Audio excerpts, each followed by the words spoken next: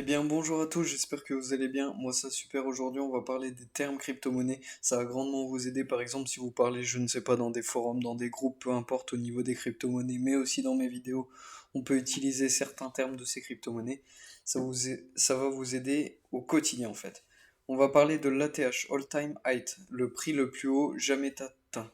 Le bear market, une tendance baissière. On est sur quelque chose qui est vendeur, un marché qui est vendeur, on est sur un bear market. Le bull market est une tendance haussière. Le bear market, c'est un ours dessiné par un ours et le bull market par un taureau. Il fonce le taureau alors que l'ours est plus pépère. C'est pour ça qu'on est sur de la vente. La correction est un changement brutal après une hausse ou une baisse. C'est jamais sans qu'il y ait une hausse ou une baisse avant. Ça correctionne. Ça fait une correction. En fait, on était tout le temps sur une hausse. Au bout d'un moment, vous savez très bien que ça se retourne contre nous, les hausses. On ne peut pas monter jusqu'au septième ciel tout le temps. Donc, on a une correction. Hop, ça casse. C'est une baisse. Une correction. L'exchange, vous connaissez tous, les plateformes. Binance, crypto.com, qu'est-ce qu'on a d'autre? Qcoin, maintenant, on a beaucoup d'exchanges. Voilà. L'exchange, c'est là où vous échangez principalement vos crypto-monnaies. C'est un site qui est lié aux crypto-monnaies qui vous permet d'échanger.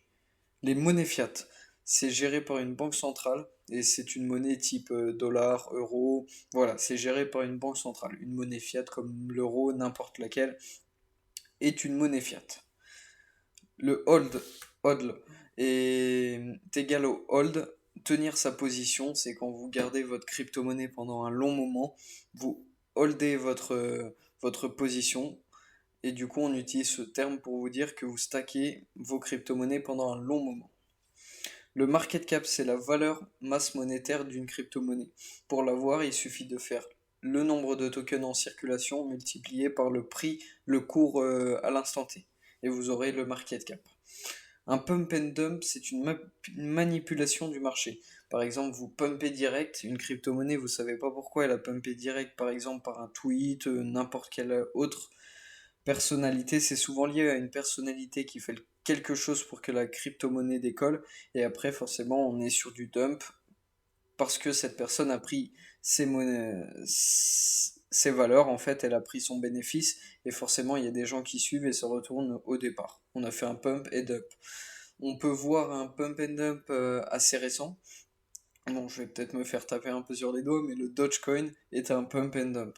On peut pas le nier, à part ceux qui sont fans de cette crypto-monnaie, ont, ont une idée mieux placée que ça, mais un pump and dump, c'est passé sur le Dogecoin. On est monté à 0,700 et quelques, à l'heure actuelle on est à 0,180.